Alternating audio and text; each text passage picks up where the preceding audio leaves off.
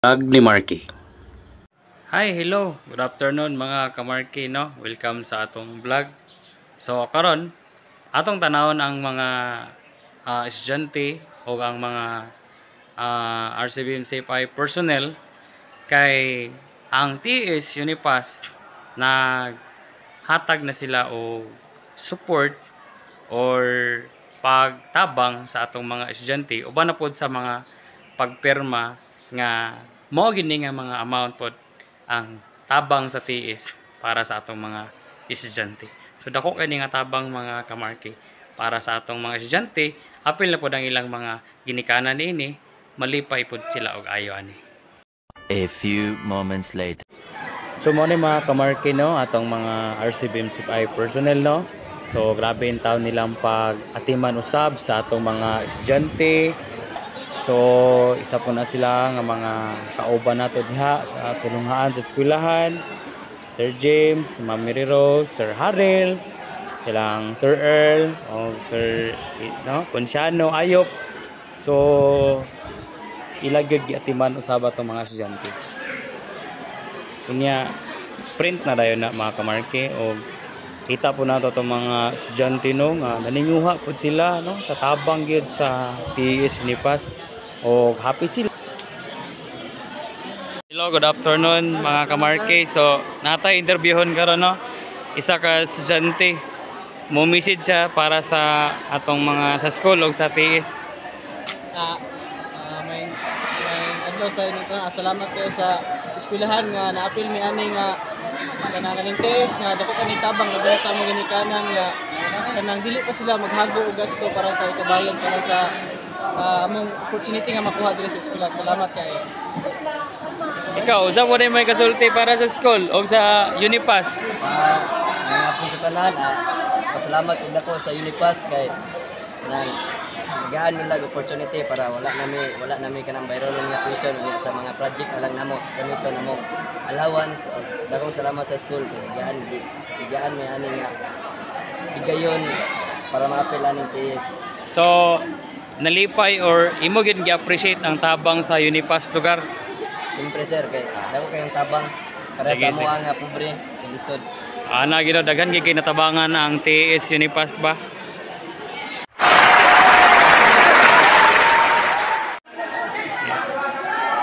So, umano ako sa is very okay. Then, ang ilahang pamagi sa mga parihaan is kanang ano gid lang nga mano gid ang mga student kanang tawagan ng ma-encourage gid ang student nga mag-eskwela gid sila agtang. Okay. So,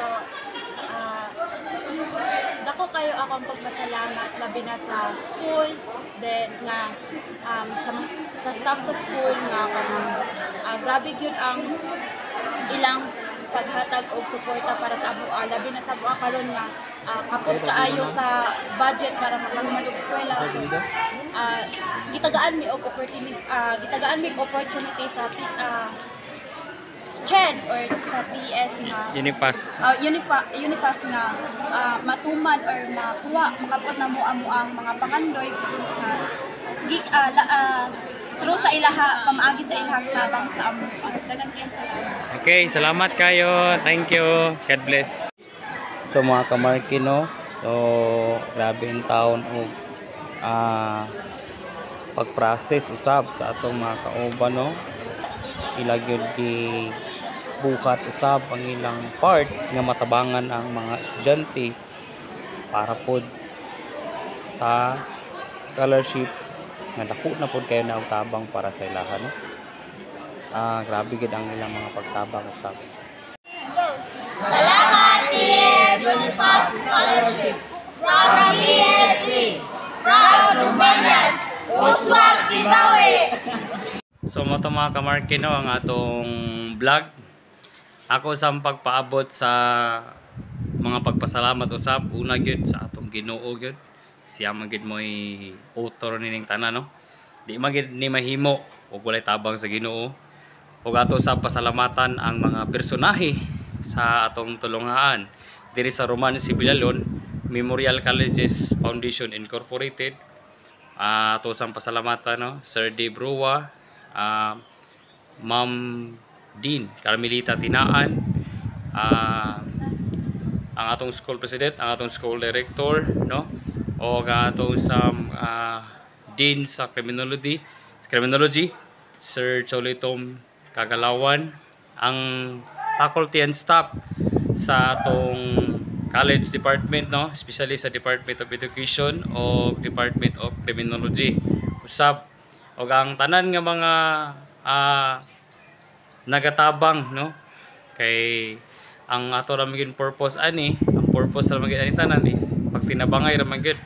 Ato sang gipasalamatan ang CHED TS Unipas no sa ilang tabang usab sa atong mga estudyante, labi na sa mga ginikanan, dako jud kay tabang para sa ila, kay ang scholarship ma-covered na gid ang tuition o ang mga miscellaneous fee. So wala na gid mabayaran ng atong mga estudyante ni ana.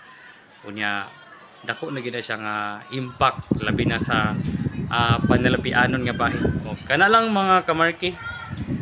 Once again, good afternoon and God bless us all. To God be the glory.